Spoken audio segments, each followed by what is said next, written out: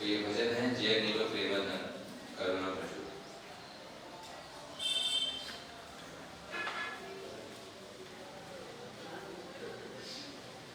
जय नीलो प्रेमधन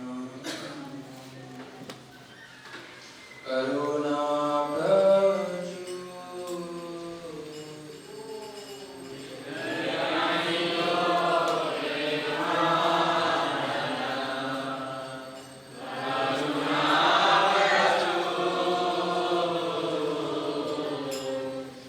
जय नीला प्रेमधन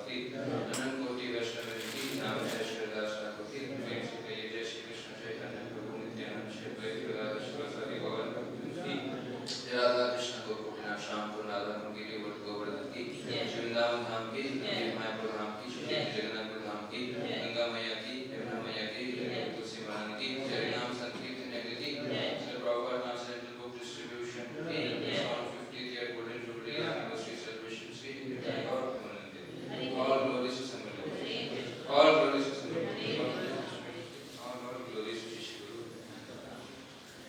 Om Ajnana-timirandasya ज्ञानाञ्जनशलाकया चक्षुरुन्मीलितं येन तस्मै श्रीगुरुवे नमः। श्रीचैतन्यमनोभीष्टं स्थापितं येन भूतले स्वयं कदा मह्यं ददाति स्वपदान्तिकं। वन्देऽहं श्रीगुरुं श्रीयुतापदकमलं श्रीगुरुं वैष्णवांश्च श्रीरूपं साग्रजातं सकलजगन्नाथामृतं तत्सदैव साद्वैतं सावधूतं परिजनसहितं कृष्ण चैतन्य देवं श्रीराधा कृष्णपादान् सहगण ललिता श्री विशाखान्वितांश्च हे कृष्णा करुणा सिन्धु दीनबन्धो जगत्पते गोपेश गोपिकानाथ राधाकान्त नमस्तुते तप्तकाञ्चन गौराङ्गी राधे वृन्दावनेश्वरी वृषभानुसुते देवी प्रणमामि हरिप्रिये वंशाकल्पतरुभ्यश्च कृपा सिन्धु हरेव च पतितानां पावनेभ्यो वैष्णवेभ्यो नमो नमः। जय श्री कृष्ण चैतन्य प्रभु नित्यानंद श्री अद्वैत गदाधर शिवासादि गौरभक्तवृंद। हरे कृष्णा कृष्णा कृष्णा हरे हरे, हरे राम राम राम हरे हरे। नमो विष्णुपादाय कृष्णाय भूतले श्रीमते भक्तिवेदांत स्वामी इति नामिने।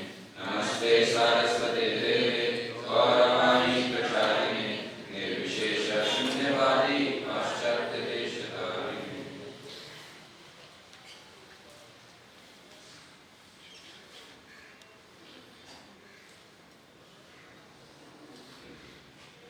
मुखं करोति वाचालं मुखं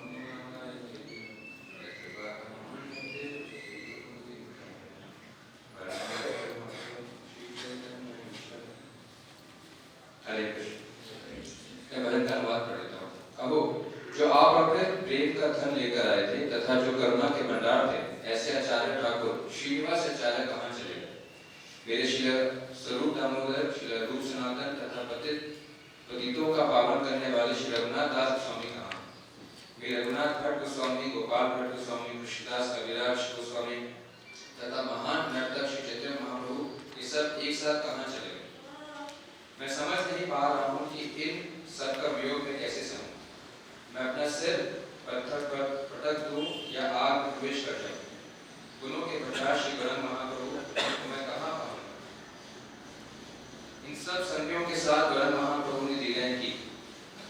उनका सन ना पाकर श्री नरोत्तम दास ठाकुर के विलाप कर रहे हैं। श्री नरोत्तम दास ठाकुर की तो और भी इंटरेस्टिंग ये है कि ये जो नरोत्तम दास ठाकुर लिखते हैं, सबसे पहले श्रीनिवास आचार्य के अप्राकट्य का विलाप करते हुए लिखते हैं। तो आज वो दिन है जिसमें श्रीनिवास आचार्य का अप्राकट्य हुआ, तिरुभाग्य दिवस है। और साथ साथ में आज गोपाष्टमी भी है और दो महान वैष्णव आचार्य का तिरुभाव है, धनंजय पंडित जी का और गदाधर दास गोस्वामी। ये गदाधर दास गोस्वामी गदाधर पंडित से अलग है और उनका भी आज तिरुभाव दिवस है। तो आज 4 प्रमुख अवसर। तो आज मैं अपना सौभाग्य मानता हूँ कि मुझे ये सेवा प्राप्त हुई कि मैं इन उत्सवों के ऊपर कुछ कीर्तन कर सकता हूँ, कुछ बोल सकता हूँ। मैं सभी से आशीर्वाद चाहता हूँ कि मैं अच्छी तरीके से सेवा को निभा पाऊँ।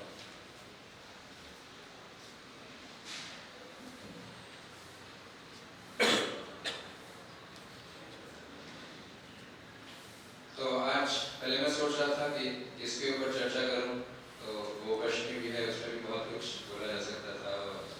वैष्णव आचार्य थे, इनके भी काफी कुछ बोला जा सकता था। तो मैंने सोचा कि शायद अगर जो है वो श्रीनिवास आचार्य जो वहाँ के नित्य परिकर हैं, इनके ऊपर गुणगान किया जाए तो शायद भगवान जो है शायद ज़्यादा पसंद है। तो फिर सबका आशीर्वाद प्राप्त करते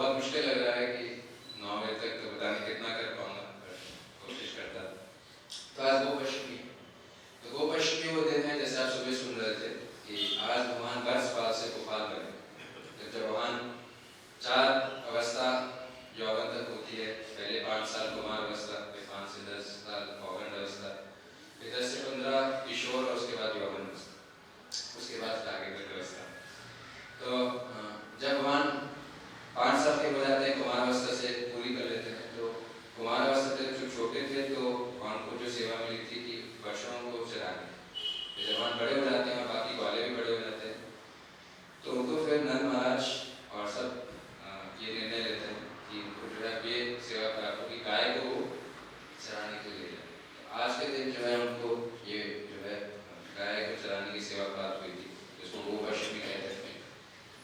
तो वहाँ पर उसकी सेवा मिली थी 9 लाख गाय थी महाराज, तो 9 लाख गाय को चराना। तब उनको चराना था तो निश्चित रूप से गाय को चराने के लिए काफ़ी बड़ी जगह चाहिए होती, तो वृंदावन के अंदर जाकर उनको चराना पड़ता। तो यशोदा माँ को चिंता हुई कि अगर कृष्ण, छोटे से कृष्ण अगर इतने लंबे रास्ते के जाएंगे और वहाँ पर तो बहुत सारे कंकर हैं, पत्थर हैं, और नंगे पाँव जाएंगे तो उनको जो है वो चुभ सकता है, तो उनके जो है वो जूते बनाने की सोचती। और कृष्ण को बोलती कान्हा में तुम्हारे जूते बनाए, जूते पहन के जाए। तो कान्हा बोलता है मैं गोपाल हूँ, गाय का सेवक, अगर आप मेरे जूते बनाएंगे जो 9 लाख गाय हैं उनके भी जूते बनाएंगे, तो मेरे 2 जूते हुए, 9 लाख गाय के जूते हो गए 9 गुना 4, उनके 2 पैर हैं 4 पैर। तो इसलिए फिर भगवान को नंगे पाँव जाना पड़ा, लेकिन पृथ्वी माता के आशीर्वाद था, क्योंकि भगवान की चरण कमल उनकी पृथ्वी पर पड़ा। पूरे वृंदावन में भगवान ने अपने चरण कमलों को रखा ब्रज में, इससे जितने भी भक्त हैं अधिकांशतः कोशिश करते हैं जितना संभव हो सके कि ब्रज में नंगे पाँव चले। तो आज वो दिन था गोपष्टमी का। उसके अलावा आज गदाधर दास गोस्वामी जी का तिरुभाव दिवस है। गदाधर दास जो है वो चैतन्य महाप्रभु के जितने भी पार्षद अधिकांशतः या तो गोपाल हैं कृष्ण लीला में या गोपी।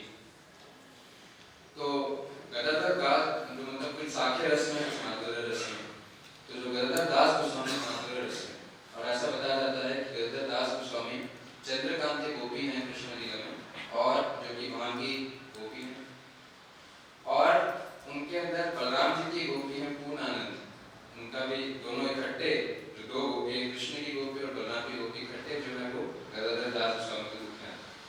तो इसलिए गदाधर दास जो है वो महाप्रभु की सेवा करते हैं और जनन प्रभु की।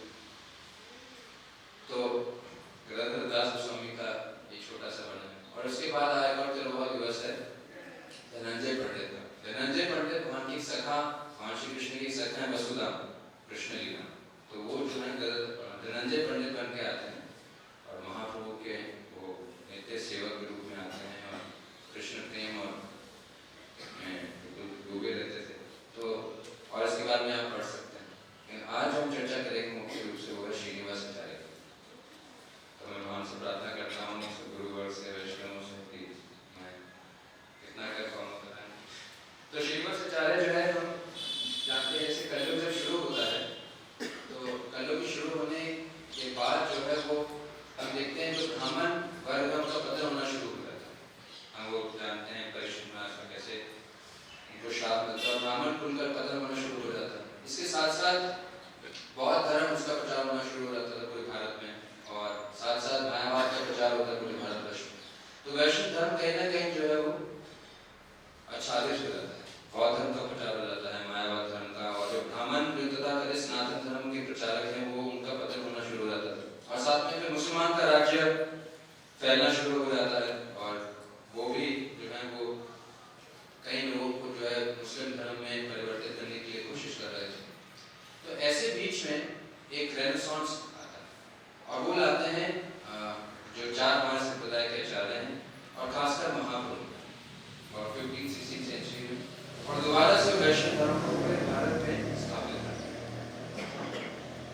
लेकिन ये तो, और इसको तो कई लोगों ने डॉक्यूमेंट भी किया, कई बायोग्राफीज हैं महाप्रभु के ऊपर और हमारे पूर्व के आचार्यों के ऊपर, लेकिन बहुत कम लोग जानते हैं कि महाप्रभु के जाने के बाद एक दोबारा रेनेसांस लेके आए थे, और वो लेके आए थे 3 वैष्णव आचार्य। उसमें से एक है श्रीनिवास आचार्य, एक है नरोत्तम दास ठाकुर और एक है श्याम नारायण।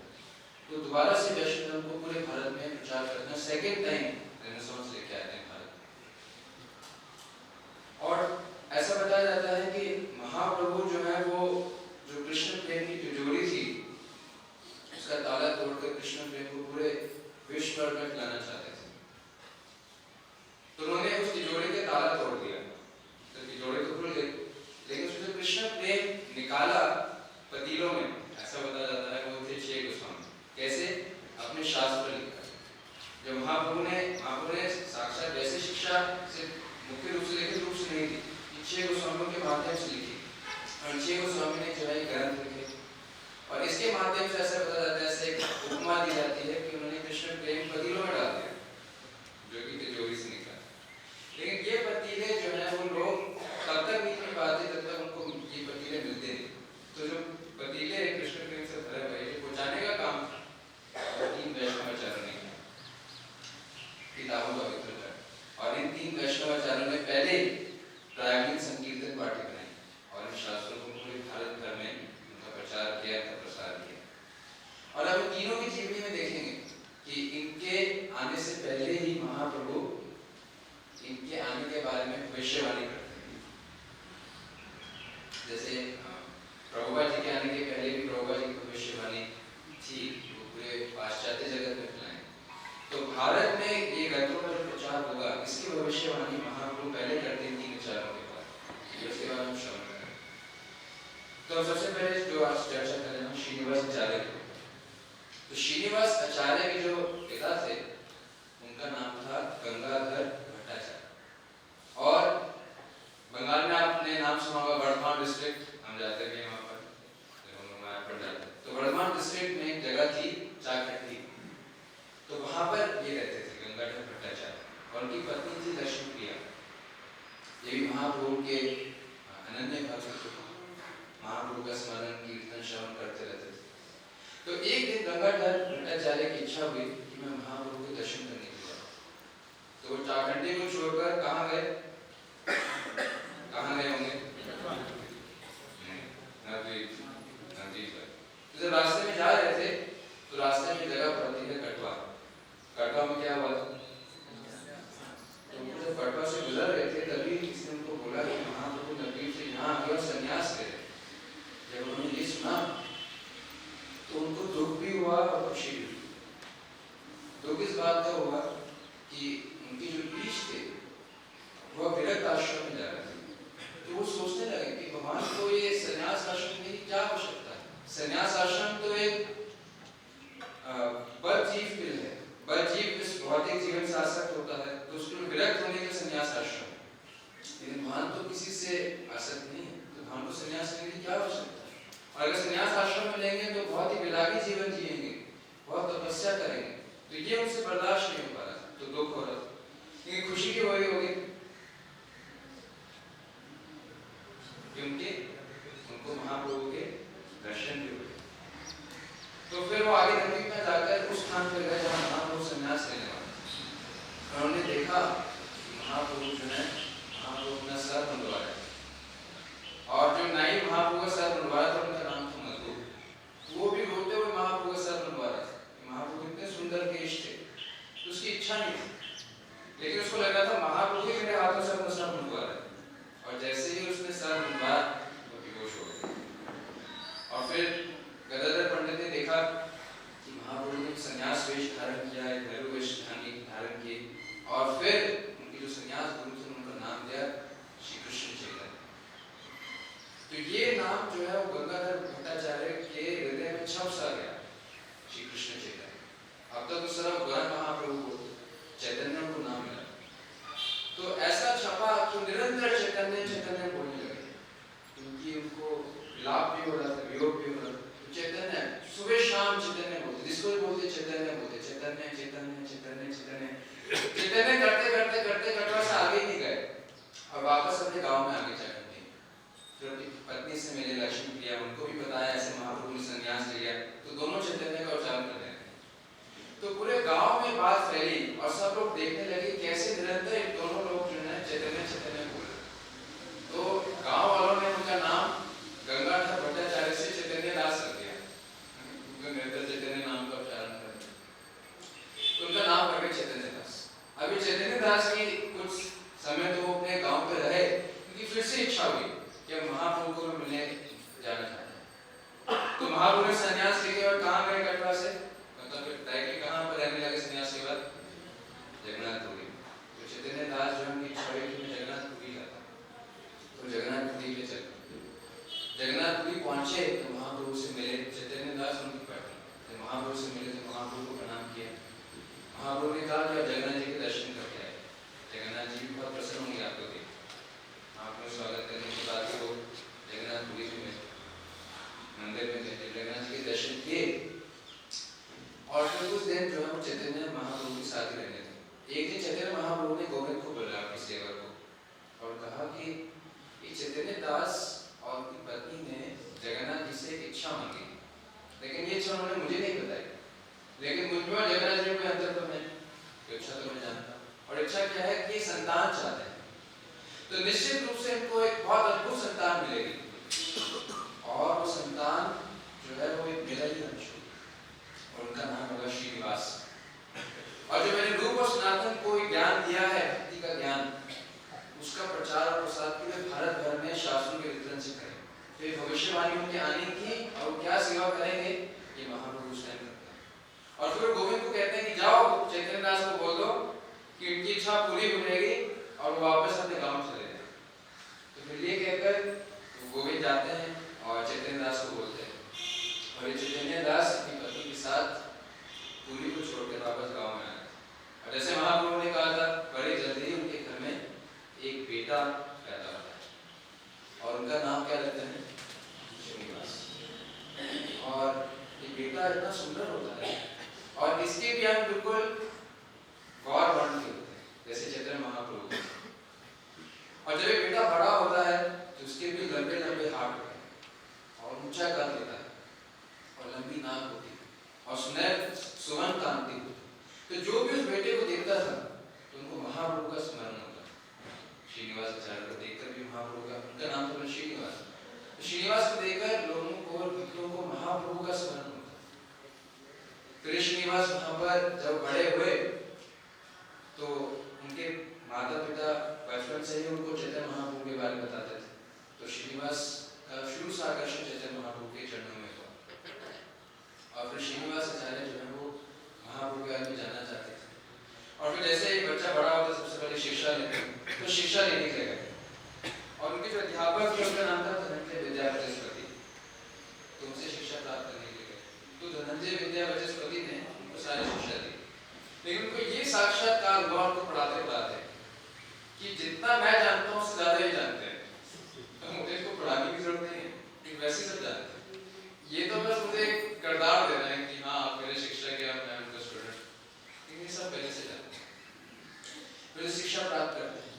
फिर श्रीनिवास को पता चलता है कि महाप्रभु के पार्षद हैं वो पास के गांव में रहते हैं वर्धमान डिस्ट्रिक्ट में, और चाकंदी के पास एक गांव था श्रीखंड, तो वहाँ महाप्रभु के पार्षद थे, उनका नाम था नरहरि सरकार। और नरहरि सरकार का एक विशेष गुण था, महाप्रभु के सामने किसी की हिम्मत नहीं होती थी कि महाप्रभु का गुणगान करे महाप्रभु के सामने। ये नरहरि सरकार को अलाउड था कि महाप्रभु के सामने कुछ भी बोल सकते थे गुणगान में। इसका मतलब महाप्रभु को बहुत प्रेम करते थे। जब श्रीनिवास को ये पता चला तो उनकी इच्छा हुई कि मैं नरहरि सरकार से मिलूं, पास में रहते हैं, उनसे मिलने के लिए उनसे शिक्षा लेने लगे और शिक्षा गुरु बनाए। और फिर नरहरि सरकार के संग में महाप्रभु के चरणों में उनका प्रेम और बढ़ते रहा और बढ़ते रहा। और फिर नरहरि सरकार ने एक दिन उनको कहा कि अब उनको एक खबर दी, ये चीज बोली कि महाप्रभु ज्यादा समय के लिए इस पृथ्वी में नहीं रहेंगे, तो मेरी इच्छा जल्दी से महाप्रभु के दर्शन करने के लिए। तो जब वो श्रीनिवास जी सुनते हैं तो वे घबरा से जाते हैं कि महाप्रभु का उन्हें दर्शन करना है, तो वो जाने नहीं लगते। तो क्या होता है कि पिताजी बीमार पड़ जाते और 7 दिनों में उनकी मृत्यु हो जाती, तो उनको बहुत झटका लगता है, उनकी माता भी बहुत विलाप करने लगती है। अब माता अकेली हो जाती है तो माता को छोड़ के कैसे जाए महाप्रभु को देखने के लिए। तो नरहरि सरकार बोलते हैं उपाय देते हैं, और उपाय देते हैं क्या क्या करें कि माता को अपने पिताजी के पास छोड़ दें, और उनकी पिताजी होती है जाजीराम नाम के गाँव में, तो माता को अपने नाना के यहाँ छोड़कर फिर एक भक्त के साथ जो महाप्रभु को मिलने के लिए, और बहुत आतुर होते हैं कि महाप्रभु से पहली बार मिल पाऊंगा। श्रीनिवास का जो जन्म का साल है ये कोई पक्का बताना मुश्किल है, लेकिन महाप्रभु का अंतर्धान कौन से साल में हुआ था, महाप्रभु का कौन से साल में हुआ था? 1534 में। तो ऐसा बताया जाता है जब महाप्रभु अप्रकट हुए तो श्रीनिवास की उम्र शायद 15 से 20 साल की थी। तो इस दृष्टिकोण से शायद उनकी उम्र, उनका जो प्राकट्य का साल है शायद 1514 या 1520 रहा हो। जय श्री राधा राधिका रमन भगवान की, जय श्री राम की, जय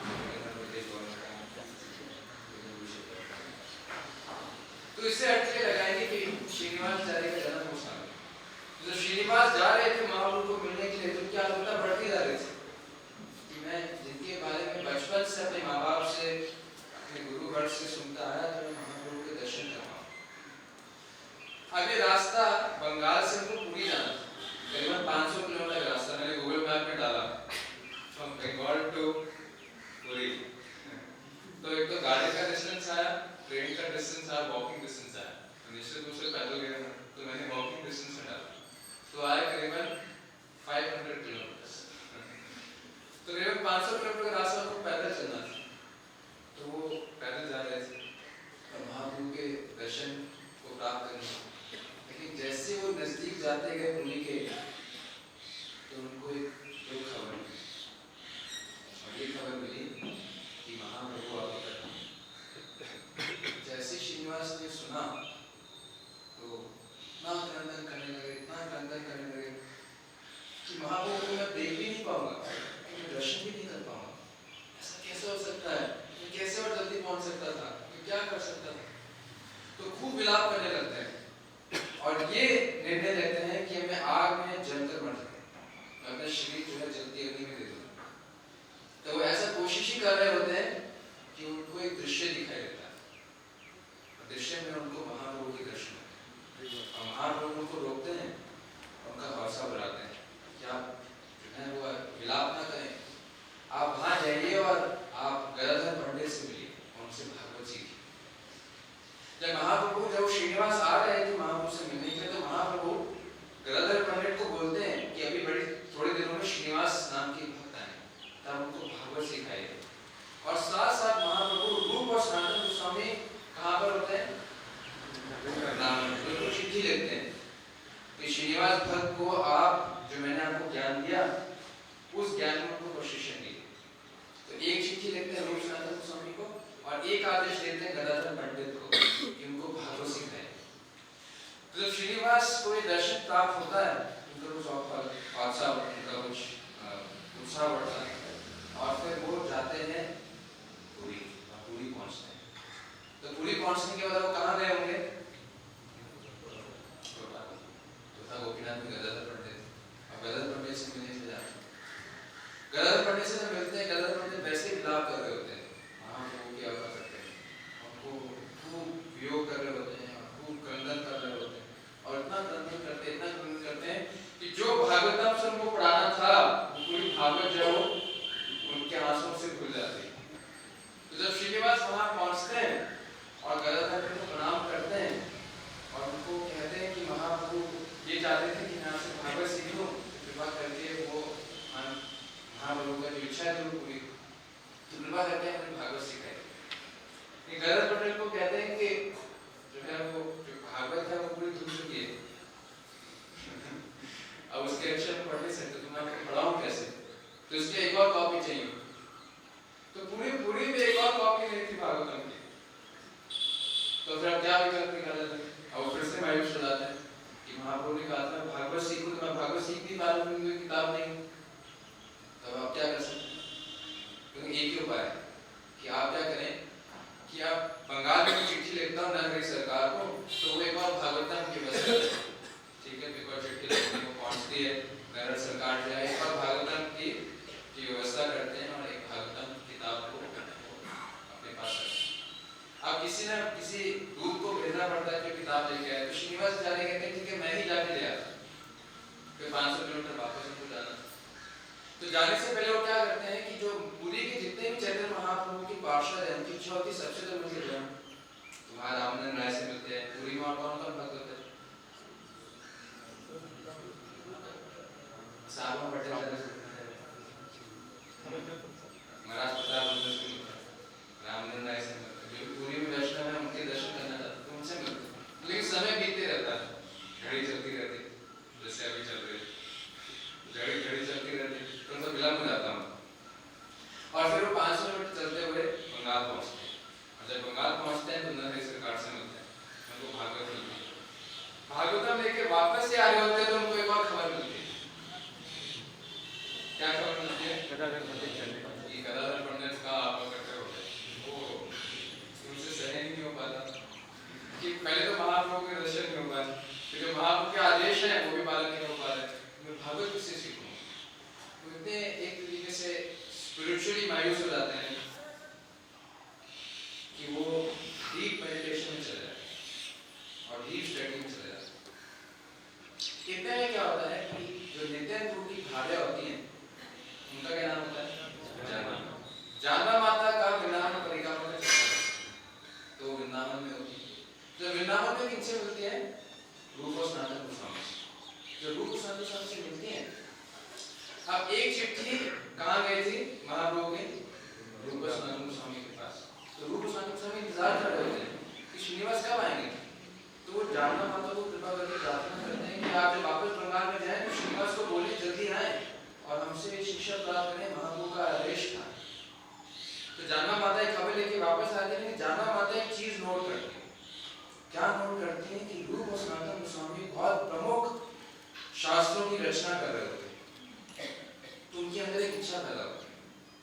ये शास्त्र का प्रचार खासकर बंगाल उड़ीसा जो बाकी वैष्णव के हाँ भक्ति का तो पालन कर रहे थे, लेकिन भक्ति का तत्व है शायद उससे उन्हें परिचित ना। तो जब वो शास्त्रों को देखते हैं, रूप सनातन गोस्वामी जी द्वारा उन्होंने लिखा हुआ था, उनकी इच्छा होती है कि इसका प्रचार बंगाल उड़ीसा और बाकी जगहों पर भी, लेकिन कुछ बोलती नहीं, वो ऑब्जर्व करके वापस आ जाते हैं। और फिर नई सरकार को बोलती है क्या बोले श्रीनिवास को कि रूप सनातन से जाके शिक्षा ग्रहण करें। तो उनकी डीप मेडिटेशन से नई सरकार को बोलते हैं कि आप जाइए और रूप सनातन गोस्वामी से मिलकर शिक्षा प्राप्त करें। तो फिर अब श्रीनिवास जो है ये निर्णय लेते हैं कि वो अपने घर को छोड़कर वृंदावन की तरफ जाए। लेकिन वृंदावन जाने के रास्ते में बहुत सारे महाप्रभु के पार्षद और भी होते हैं। तो उनकी एक बार इच्छा होती है कि अब मैं जाएगा तो बाकी पार्षदों से मिलते हुए जाऊँ। तो सबसे पहले महाप्रभु के घर पे जाते हैं नवद्वीप में, और वहाँ पर कौन उनसे मिलता है? जची माता मिलती है और विष्णु पत्नी से मिलती है, विष्णु उनका दर्शन करते हैं। और एक बात विस्तार में मैं वर्णन नहीं कर रहा, विष्णु की माता से मिलते। फिर उसके बाद जाते हैं शांतिपुर जाते हैं तो किनसे मिलते हैं? अद्वैताचार्य जो है उनका अंतर्धान हो चुका होता है। तो अद्वैताचार्य भी उनको गए हुए 3 साल हो चुके होते हैं। तो उनकी पत्नी सीता ठाकुरानी उनके बेटों से मिलती है। फिर वहां से वो और आगे बढ़ते हैं, फिर नित्यानंद घर में जाते हैं, वहां किनसे मिलते हैं? जानवा माता से। तो जानवा माता से मिलते हैं, जानवा बोलती है आप यहीं पे ही हैं, आपको तो वृंदावन में होना चाहिए था, तो अब तुरंत जाइए रूप सनातन गोस्वामी से मिलने के लिए। तो फिर उनको दोबारा रिमाइंडर मिलता है, तो वो रिमाइंडर लेके फिर आगे जाते हैं। फिर आगे वो मिलते हैं अभिराम ठाकुर से। फिर और रास्ते में इच्छा होती है कि बाहर कटवा भी जाऊँ, जहाँ महाप्रभु ने संन्यास लिया, फिर कटवा भी जाऊँ। फिर ऐसे कई पार्षद घूमते घूमते फिर की इच्छा होती है कि चलो एक बार में माता से मिलते हुए चल जाओ कि माता जी बात तो वापस जातिग्राम आते। और जातिग्राम के पास ही शिखंड होता है, तो नरहरि सरकार को विग्राम करते हुए जाऊँ, तो नरहरि सरकार को भी नरहरि सरकार देखते हैं उनको तो कहते हैं आप लोग यहाँ पर हैं, आपको तो वृंदावन में होना चाहिए था, और जाइए वृंदावन जाइए तुरंत। तो जब वो दूसरी बार रिमाइंडर मिलता है तो वृंदावन के तेजी से होते हैं। अब बंगाल से वृंदावन का रास्ता कितना है? फिर मैंने गूगल मैप में सर्च किया बंगाल टू वृंदावन, तो निकला सिर्फ 1300 किलोमीटर। अब उनको फिर 3 ऑप्शन आए, एक गाड़ी का, एक ट्रेन का, एक पैदल का। तो मैंने पैदल में देखा है 1300 किलोमीटर, तब ऑलमोस्ट ट्रिपल रास्ता। तो फिर वृंदावन में नहीं, तो कहीं महीने लग गए वृंदावन पहुँचते पहुँचते। फिर वो रास्ते में आता बनारस, वहाँ पर किनसे मिलते हैं? तपन मिश्रा, चंद्रशेखर आचार्य से। ऐसे फिर प्रयाग जाते हैं इलाहाबाद में, वहाँ पर स्वामी ने शिक्षा दी। ऐसे करते करते जैसे ही वो बस 4 दिन रह जाते हैं वृंदावन पहुँचने में, तो उनको एक और खबर मिलती है। क्या खबर मिलती है? कि सनातन गोस्वामी को अब अगर पूरे 3 महीने हो गए, बर्दाश्त नहीं होता, वो और भागते हैं। जैसे ही मथुरा पहुंचते हैं तो उनको और खबर मिलती है कि रूप गोस्वामी और प्रकट हो, बस अब उनके बर्दाश्त के बाहर हो जाता है। अब वो सोचते हैं कि बस और आगे नहीं जाऊंगा, इस पेड़ के नीचे ही बस महाप्रभु का को याद करते करते मैं शिव को छोड़ दूं। तो पेड़ के नीचे बैठते हैं, उनको एक और दृश्य दिखाई देता है आसमान। अब किसका दृश्य दिखाई देता है? रूप गोस्वामी। उन्होंने कहा अब योग मत करें, अब और विलंब ना करें, अब तुरंत जाइए और जीव गोस्वामी और गोपाल भट्ट गोस्वामी से और देरी ना करें। तो फिर उसके बाद जो उनको ऐसा दृश्य प्राप्त होता है, फिर से उनका हौसला बढ़ता है और फिर तुरंत वो वृंदावन में जाते हैं। और वृंदावन में सबसे पहले गोविंद गिरी जी के मंदिर में जाते हैं। तो गोविंद गिरी जी का मंदिर अधूरा बना हुआ है, क्योंकि गोविंद गिरी का मंदिर ऐसा बताया गया कि ऑलमोस्ट 1590 में पूरा हुआ है, लेकिन वहाँ रात गोविंद गिरी जी उनका दर्शन करते हैं। तो वहाँ पर उनकी भेंट होती है जीव गोस्वामी से। तो जैसे ही जीव गोस्वामी को देखते हैं, बस वो उनको आलिंगन कर लेते हैं, उनको प्रणाम करते हैं, उनको छोड़ते नहीं। ये आप प्रकट हुआ, ये नवीन है। तो जीव गोस्वामी से भेंट करते हैं, उनको प्रणाम करते हैं। फिर जीव गोस्वामी को अपने मंदिर ले आते हैं।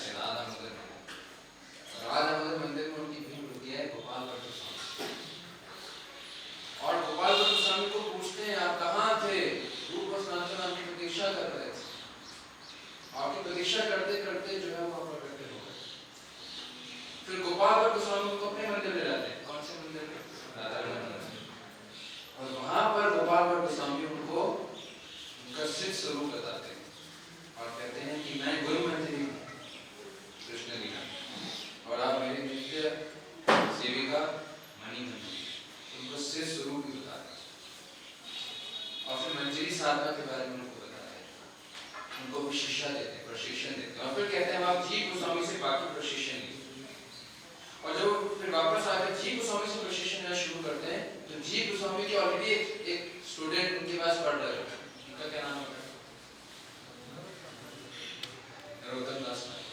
नरोत्तम दास ठाकुर एक साल से जी गोस्वामी से ऑलरेडी शिक्षा ले रहे हैं। तो वो पहुंचते हैं और थोड़े दिनों में एक और भक्त पहुंच जाते हैं। वो कौन है? कृष्णदास। वो कौन? इनकी जोड़ी मिल जाती है और फिर जी गोस्वामी उनको गौरव वैष्णव सिद्धांत में पूर्ण रूप से प्रशिक्षण करते हैं। और ये भी साधारण शिष्य नहीं होते, जी गोस्वामी को शिक्षा ग्रहण करके उसको समझ लेते हैं। तो शिक्षा ग्रहण करने के बाद जी गोस्वामी उनको वृंदावन मथुरा मंडल परिक्रमा में भेजते हैं राघव पंडित के साथ। और जो परिक्रमा करके आते हैं इतनी देर में संदेश आ जाता है, कहां से? जानना माता से। और जानना माता एक आग्रह करते हैं जी गोस्वामी से, जो रूप और सनातन की जो ग्रंथ थे, मेरा आपसे इच्छा है, आपसे प्रार्थना है कि इनको जो है बंगाल उड़ीसा में भेजे, इनका प्रचार किया। तो वो जब आदेश आता है जानना माता का, और जब ये मथुरा मंडल परिक्रमा वृंदावन मंडल परिक्रमा करके आते हैं, जी गोस्वामी उनको एक मिशन असाइनमेंट देते हैं कि आपको क्या करना है, जो आपने सीखा है और जो शास्त्र इसको आपको बंगाल उड़ीसा पूरे भारतवर्ष में इसका प्रचार करना है। तो अब गौरव वैष्णव संप्रदाय की पहली संकीर्तन पार्टी तैयार होती है। इसमें होते हैं श्रीनिवासाचार्य, श्यामानंद पंडित और जी गोस्वामी से बहुत गहरी तैयारी करना शुरू किया। तो उनके शिष्य होते हैं, बहुत धनाढ़ शिष्य होते हैं मथुरा के। तो वहां से उनको बोलते हैं कि आप एक बड़ी सी बुलक कार्ट इसकी व्यवस्था कीजिए।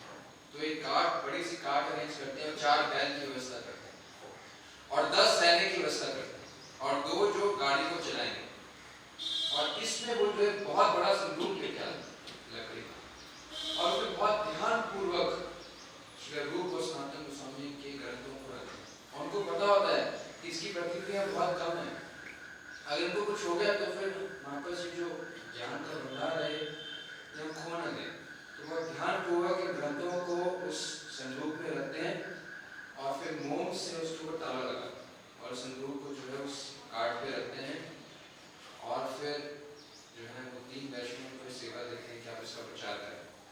तो फिर ये 4 बैल, 2 जो बैलों को चलाने के लिए और 10 सैनिक और एक 3 आचार्य, तो 15 लोग और 4 बैल निकल पड़ते हैं बंगाल के लिए। जी गोस्वामी को उनका पहले सहन नहीं होता। ये सब जितने भी भक्त अपने दीक्षा गुरु से जाकर आशीर्वाद लेते हैं और आशीर्वाद लेने के बाद फिर वे बंगाल की तरफ प्रस्थान करते हैं और सब पूरा वृंदावन जो है उनको सेवा करने के लिए आता है एक तरीके से, और फिर सबका आशीर्वाद लेकर बंगाल की तरफ जाते हैं। उनको कई महीने लग जाते हैं वृंदावन से बंगाल के बाद 1300 किलोमीटर करते हुए जाते हैं। तो जब अब पूरी स्टोरी में ट्विस्ट कैसे आता है कि जब वो रास्ते में जा रहे होते हैं तो बंगाल से पहुंचने के पहले एक जगह आती है गोपालपुर नाम का, और गोपालपुर के बिल्कुल सिटी जो है गांव होता है उससे होता है बान विष्णुपुर, और बान विष्णुपुर का एक राजा होता है और उस राजा का नाम होता है वीर गंभीर। वैसे उसका नाम होता है हम वीर, मतलब हम वीर, मैं वीर हूँ, इसका वैसे नाम होता है हम वीर, लेकिन लोग उसको वीरम वीर बुलाते हैं। ये राजा बड़ा इंटरेस्टिंग कैरेक्टर होता है। ये राजा क्या करता है कि इसके पास कुछ 100-200 डकैत होते हैं और एक ज्योतिषी होता है। तो ये राजा क्या करता है, राजा बनता कैसे है कि ये ज्योतिष इसको ये बताता है कि यहाँ जो भी यात्री निकल रहा है इसके पास कितना धन है, ये वो अपने ज्योतिष से माप करके राजा को बताता है। और राजा क्या करता है, फिर प्लानिंग करता है डकैतों के साथ, और डकैत जो यात्रियों को लूटते हैं और सब जो लूट है उससे अपना राज्य को चलाता है। तो इस तरीके से जो है वो यात्रियों को लूटा करते थे। तो अब जब वो उनके क्षेत्र में ये 15 लोग और 4 बैल पहुंचते हैं उनके सर्कमफ्रेंस में, उनके जोन में, तो फिर खबर पहुंचती है, डकैत बोलते हैं देखो वो यात्री आप इसकी कैलकुलेशन करो कि इनके पास क्या क्या है। तो ज्योतिषी जो है ज्योतिष चार्ट निकालता है और फिर गणना करना शुरू कर देता है, या कैलकुलेशन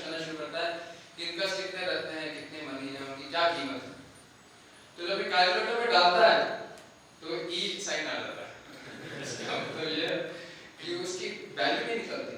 ज्योतिष बार बार कैलकुलेटर में डालता है, बार बार वैल्यू डालता है, उसकी वैल्यू और सीक्वेंस निकलती है। तो राजा को बुलाता है और राजा को बोलते, राजा ये जो यात्री आ रहे हैं इनके इतना धन है, इतना धन है, उसकी इतनी कीमत है, सारे साइंटिफिक कैलकुलेटर फेल हो गए, इनकी कीमत निकाली नहीं जा सकती और मेरे जो कैलकुलेशन है वो फेल हो रहा है, किसी गिनती नहीं आ रही है किसी कितनी कीमत है। तो निश्चित रूप से इनके पास इतना सामान है जो सोना हीरे चांदी से कहीं भी ज्यादा मूल्यवान है। तो राजा जब सुनता है तो सोचता है कि बस अब इन्हीं के इंतजार था, ये धन अगर मिल जाए तो शायद और लूट मारने की जरूरत नहीं पड़ेगी। तो अब वो पूरे डकैत जो सतर्क हो जाते हैं और प्लानिंग करना शुरू करते हैं, बस अब ये लूट अच्छी तरीके से प्राप्त हो जाए, बस और कुछ करने की आवश्यकता नहीं पड़ेगी। तो फिर वो कोशिश करते हैं, प्लानिंग करते हैं कैसे जो है ये संदूक को चुराया जाए। तो पहली बार तो कोशिश करते हैं, वो छुप कर घेर कर वो जो है कोशिश करते हैं कि संदूक को चुरा लिया जाए, लेकिन पहली बार में कर नहीं पाते। फिर वो मौका ढूंढ रहे होते हैं। अब किसी को पता नहीं चलता कि उनके पीछे डकैत लगे, वो तो आराम से वहां पर कीर्तन करते हुए जा रहे हैं। तो जब वो गोपालपुर पे आकर रुकते हैं तो वहां नदी होती है, तो रात हो जाती है, नदी में विश्राम करते हैं। तो रात के अंधेरे में जो है डकैत आते हैं और बिना किसी आवाज के इस संदूक को चुरा के ले जाते हैं।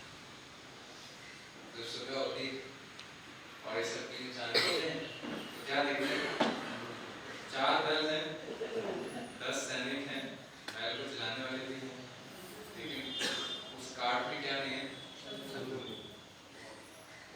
वो उसको देखते हैं तो उनको समझ में नहीं आता है क्या हुआ। तो रात को तुम रुके थे और रात को कोई आया नहीं, ये संदूक कहाँ गया। तो आसपास देखते हैं, आवाज लगाते हैं, सबको उठाते हैं, वो संदूक नहीं मिलता। सब अचानक जो है खंडन करना शुरू कर देते कि ऐसा कैसा हो गया। और इसकी और कोई कॉपी भी नहीं थी हमारे पास, क्योंकि ग्रंथ जो स्वयं रूप गोस्वामी ने लिखे थे, सनातन गोस्वामी ने लिखे थे, ये कैसे प्राप्त होंगे। सभी जो है वो खंडन कर रहे थे। इसमें सबसे वरिष्ठ थे श्रीनिवासाचार्य, सबका हौसला बढ़ाते हैं। कहते महाप्रभु के आंदोलन में कोई भी व्यक्ति जो है बाधा नहीं डाल सकता, ये भगवान का आंदोलन है, निश्चित रूप से वहां का कोई प्रयोजन होगा। तो आप क्या करें कि आप जो शास्त्र सीखे हैं, जो जीव गोस्वामी शिक्षा प्राप्त की है, आप कृपा करके यात्रा पूरी करें और सब प्रचार करना शुरू करें और नए स्थान पर रुककर इन शास्त्रों को ढूंढने की कोशिश करना। तो श्यामानंद प्रभु और नरोत्तम दास ठाकुर बाकी लोगों के साथ यात्रा आगे भी चले जाते हैं, आगे प्रचार करने, और श्रीनिवासाचार्य वहां रुक जाते हैं उन ग्रंथों की तलाश। दूसरी तरफ राजा के महल में जब संदूक पहुंचता है तो राजा के मुंह से लाल टपक रही होती है, या तो ये चीज मिलेगा वो चीज मिलेगा। तो बहुत बेतरतीब से राजा जो है संदूक के पास जाता है, ताला को तोड़ता है और जैसे ही उस संदूक को खोलता है तो क्या दिखाई देता है, उसको कोई मणि या रत्न तो दिखाई देते हैं, उसको क्या दिखाई देता है, कुछ किताब। तो उसको सबसे बड़ा झटका तो यही लगता है। तो उसको किस पे क्रोध आता है, ज्योतिष पे, इसकी कौन सी कैलकुलेशन। तो किताब को देखता है, पहली किताब उठाता है, तो पहली किताब उठाता है और खोलता है तो उसमें एक हस्ताक्षर को पढ़ता है। किसका हस्ताक्षर होता है वो, उनके सिर्फ उनके हैंडराइटिंग से बहुत प्रभावित हो जाता है। फिर वो पलट के खोलता है और पढ़ना शुरू कर देता है और पढ़ते पढ़ते पढ़ते पढ़ते उसको ऐसा लगता है कि भगवान श्री कृष्ण के प्रति उसका एक अद्भुत सा आकर्षण पैदा होना शुरू हो जाता है। और एक कई शास्त्रों में लिखा है कि उसी वक्त से गुरु गोस्वामी के हस्ताक्षर को देखकर उनके ग्रंथों को पढ़कर उसको कृष्ण प्रेम मिल जाता है। तो लेकिन वो उसको रोकता है कि जाओ और मेरे साथ, तो किताब को बंद कर देता है और कहता है वापस संदूक को बंद कर देता है, रख दो इसको। तो जो है बाकी जो डकैत है उनको भी समझ में नहीं आता, तो संदूक को रख देता है। तो राजा रात को लेकिन विचार कर रहा होता है कि मैंने क्या पढ़ा, मुझे ऐसा क्यों ऐसे अनुभव हो रहा है। उसको लगता है उसे पूरा भौतिक जीवन खत्म हो गया और अब उसकी एक ही इच्छा होती है कि भगवान की भक्ति करो। अब लेकिन वो रह रहा होता है डकैतों के राजा में, तो वो भक्ति कैसे करे उसको समझ में नहीं आता। तो जब रात को और ब्राह्मण कहते हैं कि राजा तुमने बहुत बड़ा अपराध किया, तुमने चोरी की, लेकिन बड़ी जल्दी मैं तुमसे मिलने के लिए आऊंगा और मिलने के बाद जो है जितने भी शास्त्र हैं ये मेरे, मैं तुमसे ले आऊंगा और फिर तुम मेरी शरण लोगे और शरण लेने के बाद मेरे शिष्य बन जाओ और तब तुम्हारे सारे पाप धुल जाएंगे। तो राजा से ठाकुर सपना देखते हुए समझ में नहीं आता राजा को ये कौन थे, तो सपना भी समझ में नहीं आता, लेकिन राजा प्रतीक्षा करता है कि ऐसा कुछ सपना शायद पूरा, तो राजा इंतजार करने लग जाता है। दूसरी तरफ श्रीनिवासाचार्य अब ढूंढते ढूंढते एक वहां ब्राह्मण होता है कृष्ण वल्लभ करके, तो ब्राह्मण के घर चले जाते हैं और ब्राह्मण के घर में रहना शुरू कर देते, किसी को बताते नहीं है उनके साथ क्या हुआ। तो ब्राह्मण से उनकी दोस्ती हो जाती है और ब्राह्मण जब उनकी भक्ति को देखता है तो बहुत प्रभावित होता है, बहुत प्रगाढ़ मित्रता हो जाती है। तो ब्राह्मण बातों बातों में एक चीज बताता है और वो कहता है कि यहाँ पर जो हमारे राजा है वो जो है हर रोज भागवत की कथा करते हैं, तो आप चलिए मेरे साथ, आप भागवत की कथा सुनिए। तो श्रीनिवासाचार्य को वैसे भागवत में बहुत रुचि होती है, ठीक है आइए भागवत की कथा सुनते हैं, भागवत की कथा सुनने चले जाते हैं। तो पूरी सभा होती है, राजा बैठे होते हैं, सब रिकैट बैठे होते हैं, कथा कर रहे मंत्री बैठे होते हैं और ये ब्राह्मण आते हैं और श्रीनिवास आते हैं और भागवत के ऊपर चर्चा हो रही होती है और उन्हीं रिकैटों में व्यास आचार्य बन जाते हैं जो कि भागवत के ऊपर कथा कर रहे हैं। तो भागवत की टीका में से वो भागवत का श्लोक पढ़ते हैं और कुछ टीका बोलते हैं। श्रीनिवासाचार्य वो अनाप शनाप सुनते हैं तो उनको सहन नहीं होता कि क्या ये भागवतम है, ये क्या भागवत का वर्णन है, इसमें श्रीधर स्वामी का कहाँ वर्णन है, रूप और सनातन स्वामी का कहाँ वर्णन है, पूर्वताचार्यों का कहाँ वर्णन है। तो बहुत उनको ग्लानि होती है कि ये कैसे भागवत की चर्चा है, लेकिन कुछ बोलते नहीं। फिर अगले दिन फिर ब्राह्मण के साथ जाते हैं, ऐसे करते करते 14 दिन हो जाते हैं।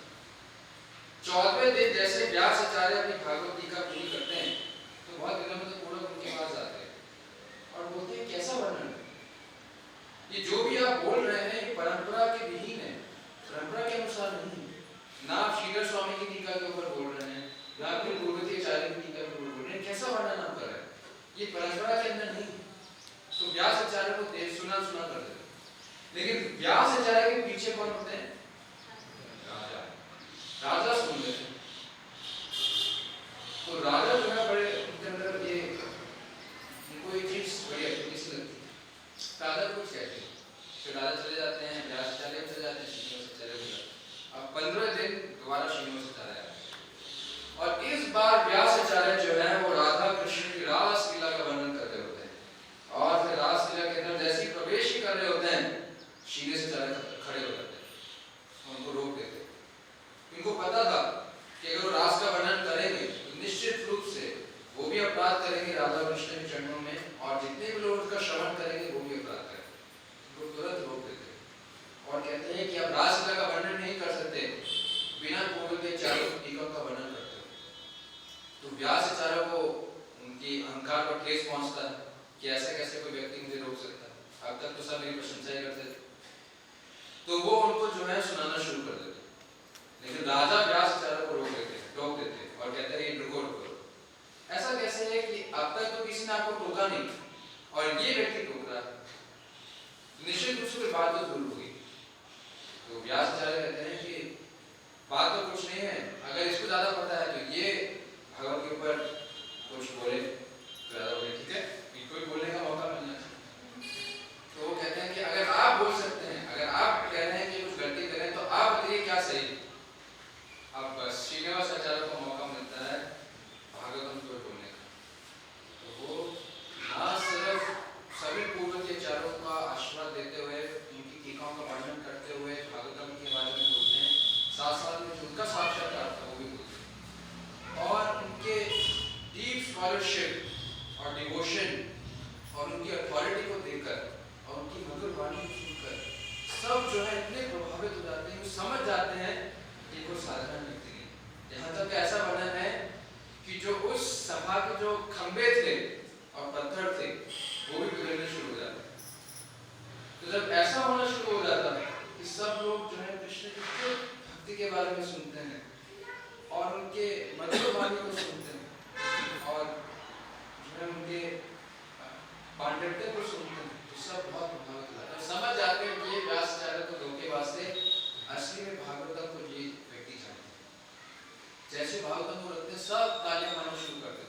सब फिर श्रीनिवासाचार्य की शरण लेते हैं। और राजा खासकर बहुत प्रभावित होता है और उसको लगता है निश्चित रूप से कि जो मुझे सपना आया था उन्हीं के बारे में आया था, ये मेरे आध्यात्मिक गुरु है। तो राजा जो है उनको प्रणाम करते हैं, बहुत आदर सम्मान करते हैं और फिर उनको रात को खाने को बुलाते हैं। श्रीनिवासाचार्य कहते हैं मैं तो दिन में एक ही बार खाता हूँ। तो राजा कहते हैं ठीक है एक ही बार खाइए, लेकिन शाम को फलाहार कर लीजिए, घर पे खा लीजिए। तो श्रीनिवास जो है वो फल खाने के लिए राजा के महल में जाते हैं।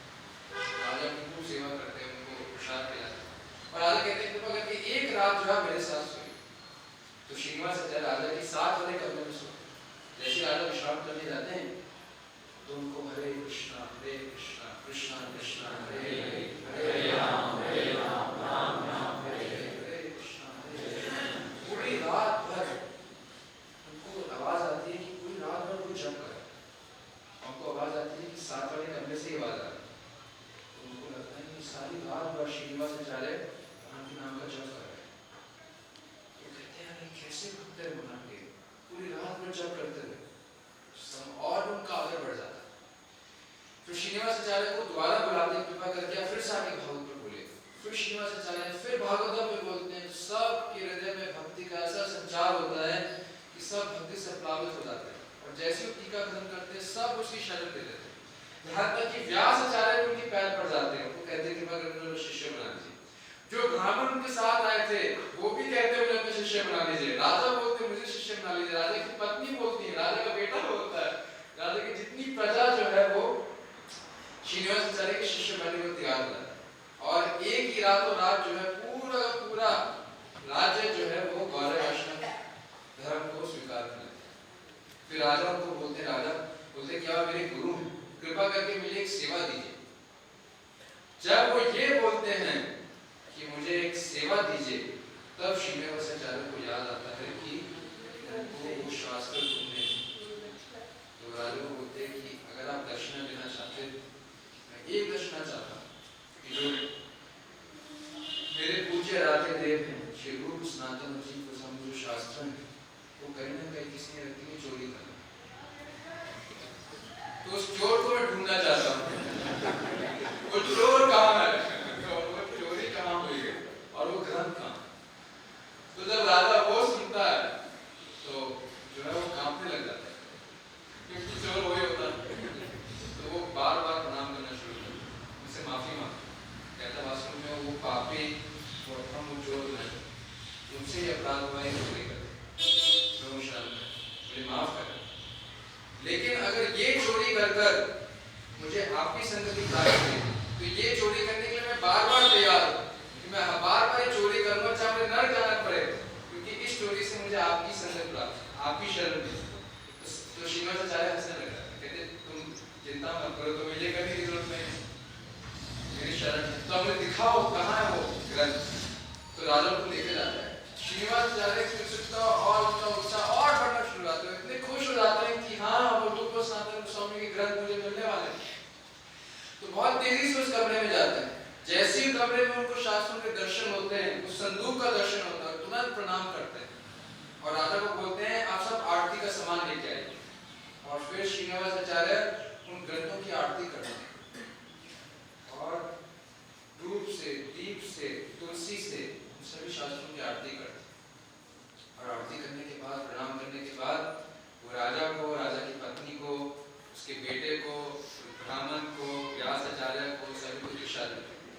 और फिर सबको, उस राजा का नाम फिर वीरभद्र से पड़ता है हरिचरण दास। और बीच में जब वो ग्रंथ चोरी हो जाते हैं तो जी गोस्वामी को चिट्ठी लिखते हैं कि ये घटना घटी। और जब ये घटना घटती है कि उस ग्रंथ वापस मिल जाते हैं और एक राजा जो है वो भक्त बन जाता है, तो फिर दोबारा चिट्ठी लिखते हैं जी गोस्वामी। और फिर जी गोस्वामी की चिट्ठी के उत्तर में वो राजा का एक नया नाम देते हैं और कहते हैं राजा को का नाम चैतन्य दास भी हुआ। तो राजा के दो नाम मिला, हरिचरण दास और चैतन्य दास। और फिर राजा अब बोलता है कि आप बताइए कि मेरी क्या सेवा है। तो अब श्रीनिवासाचार्य कहते हैं शास्त्र तो हमें प्राप्त हो गए, अब मेरी आपसे प्रार्थना है कि इसका प्रचार करें पूरे अपने राज्य में। तो राजा कहते हैं ठीक है, आपकी इच्छा है तो पूरे राज्य में प्रचार होगा। तो बस जो वान विष्णुपुर पेनल कोड के हिसाब से अब कुछ नए नियम बनते हैं, नए कानून बनते हैं। और कानून क्या बोलते हैं, जो भी इस राज्य में रहेगा उसको हर रोज 16 माला का जप करना पड़ेगा। उसमें ऐसा वर्णन है, 16 माला तो नहीं वर्णन है, पर ऐसा वर्णन है कि हर किसी को, हर राज्य के नागरिक को भांग की माला का जप करना पड़ेगा। ये कंपल्सरी हो जाता है, और अगर किसी को स्वीकार नहीं है तो वो राज्य को छोड़ सकता है। तो हर नागरिक को जो है वो माला करने का नियम होता है। और फिर जो है वो 4 नियमों का प्रचार होता है और भांग की मुक्ति का प्रचार होता है। सब भांग की मुक्ति करना शुरू कर देते हैं, और फिर राजा के मार्गदर्शन में, उनके संरक्षण में वहाँ के अद्भुत अद्भुत मंदिर बनते हैं, बहुत सुंदर मंदिर बनते हैं, और फिर वहाँ की वेदों की स्थापना होती है, और सब गौड़े वैष्णव धर्म को स्वीकार करते हैं। तो अपने आप में बहुत बड़ी खबर होती है कि जो पहला प्रचार का परिणाम आया वो क्या आया कि इतने बड़े राजा जो है वो गौड़े वैष्णव बन गए, और उनके साथ साथ जो है वो सारी की सारी प्रजा भी बन गई। तो प्रभु जी ये कहते थे, if you want to shoot for the rhinoceros. एक प्रधानमंत्री या एक राष्ट्रपति या एक राजा का भक्त बन जाए तो बाकी राजाओं के भक्ति स्वीकार करना बहुत आसान है, सब भक्त बन जाते हैं। समय तो ऊपर वगैरह में थोड़ा और कितना समय ले सकते 5 मिनट और 9 तक बोलिए 5 मिनट थोड़ा सा समय और। तो पूरा प्राण जो है वो भक्ति को स्वीकार कर लेता है, और फिर जो है वो फिर जो है ये खबर मिलती है, और जी गोस्वामी और गोपाल भट्ट गोस्वामी बहुत प्रसन्न होते हैं नाम, और उनको बहुत गर्व होता है श्रीनिवासाचार्य। फिर बीच में श्रीनिवासाचार्य की इच्छा होती है कि नरोत्तम और श्यामानंद प्रभु ये क्या कर रहे हैं, उनके बारे में जानने की इच्छा होती है। तो फिर वो उनसे मिलने की इच्छा करते हैं। फिर बाद में वो एक खबर मिलती है कि नरहरि सरकार जो है बीमार पड़ गए, तो फिर वो राजा को वहाँ पर आदेश देकर नरहरि सरकार से मिलने ले जाते हैं। नरहरि सरकार से मिलते हैं, फिर नरहरि सरकार उनके मौजूदगी में अपने आखिरी सांस लेते हैं, वो अप्रकट हो जाते हैं। नरहरि सरकार को बोलते हैं शादी करने के लिए, श्रीनिवासाचार्य शादी करते हैं, संतान की उत्पत्ति होती है, फिर और प्रचार करते हैं, कई शिष्य मिलते हैं। फिर वो श्यामानंद प्रभु नरोत्तम दास ठाकुर से मिलते हैं, और फिर वो वहाँ से बंगाल से होते हुए वृंदावन पहुँचते हैं। जब वृंदावन पहुँचते हैं तो जी गोस्वामी और गोपाल गोस्वामी उनका बहुत बड़ा स्वागत करते हैं, और सब वैष्णव को जब ये पता चलता है कि उन्होंने राजा भक्त बन गए, सबका उत्साह और बढ़ता है, बहुत खुशी होती है। और फिर जी गोस्वामी से फिर वो मिलकर दोबारा प्रशिक्षण लेते हैं। अब training part 2, training advance training शुरू होती है। फिर जी गोस्वामी से ट्रेनिंग और प्रशिक्षण लेते हैं, कैसे और शिक्षा लेनी और प्रचार करना है। फिर दोबारा शिक्षा प्राप्त करके फिर वापस राजा के पास आते हैं, और जब इस बार राजा के पास आते हैं तो प्रचार शैली और बढ़ जाती है। राजा बाकी क्षेत्रों में जाकर, बंगाल, उड़ीसा, बाकी भारत के क्षेत्रों में जाकर गौड़े वैष्णव सिद्धांत का और प्रचार करते हैं, और ऐसे प्रचार करते करते फिर अब सिर्फ श्रीनिवासाचार्य घोषणानंदी नहीं होते, भजनानंदी भी होते। फिर ऐसा वर्णन आता है कि प्रचार तो फैल रहा होता है, लेकिन साथ साथ वो अपने भजन में भी और ध्यान देते हैं, और फिर अपने मंजरी भाव पर ध्यान देते हैं। और ऐसा वर्णन आता है कि वो जब ध्यान लगाते हैं तो एक बारी जो है वो 3 दिन उनको जाते हैं समाधि में, और 3 दिन वो समाधि से बाहर नहीं आते। सब चिंतित हो जाते हैं कि श्रीनिवासाचार्य 3 दिन से उन्होंने कुछ खाया नहीं, कुछ पिया नहीं, तो कहाँ चले गए। तो सबको लगता है कि एक ही व्यक्ति जो उनको भाग आ सकता है, उनका शिष्य है रामचंद्र कबीरा। तो उनको बुलाते हैं, रामचंद्र कबीरा समाधि लेते हैं, वो उस लीला में जाते हैं जहाँ श्रीनिवासाचार्य जिस लीला में गए। और वो लीला की थी कि राधा कृष्ण जल क्रीड़ा कर रहे थे, तो राधा रानी का जो नाक का आभूषण था वो नदी में गिर जाता है। तो सब जितने भी मंजरी हैं वो ढूंढने लग जाते हैं। राधा रानी इशारा करती है रूप मंजरी को, रूप मंजरी इशारा करती है गुण मंजरी को जो कि गोपाल भट्ट गोस्वामी है, गोपाल भट्ट गोस्वामी इशारा करते हैं मणि मंजरी को जो कि श्रीनिवासाचार्य। तो वो सब ढूंढ रहे होते हैं नुपुर को। तो 3 दिन में जाते नुपुर ही बोल रहा होता है, इसलिए वो समाधि से बाहर नहीं आता। तो जब रामचंद्र कबीरा समाधि लेते हैं तो वो देखते हैं मेरे गुरु कहाँ है, सब देखते सब पानी में है, जल क्रीड़ा कर रहे हैं, तो वो भी पानी के अंदर प्रवेश कर जाते हैं। जब गुण मंजरी देखते हैं कि रामचंद्र कबीरा है, वो भी उनका नाम होता है करुणा मंजरी, तो उस करुणा मंजरी को बोलते हैं। तो करुणा मंजरी जो है फिर तो पानी में सबसे ढूंढती है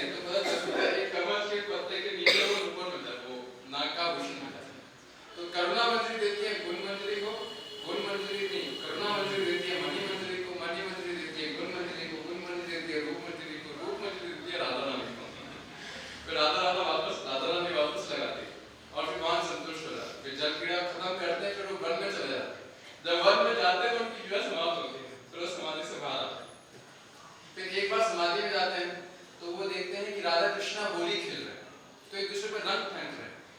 तो फिर राधा रानी इशारा करती है रूप मंत्री इशारा करते हैं वन मंत्री को कि आप आइए और एक दूसरे पर रंग डालें। तो ऐसे होली में जो है वो वन मंत्री पूर्ण रूप से जो है रंग में वो उनके ऊपर रंग लग जाता है। जब भाट समाधि से बाहर आती है तो वो देखते हैं कि पूरे शरीर में जो है होली का रंग लगा।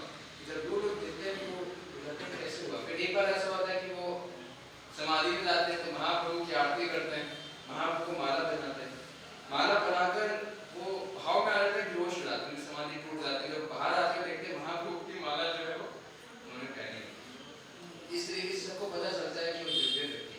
और फिर ऐसे करते करते करते करते फिर श्रीनिवासाचार्य जो है वो प्रचार पूरे बंगाल में कर लेते हैं और उनके कई शिष्य बन जाते हैं और उसके प्रमुख थे रामचंद्र कविराज।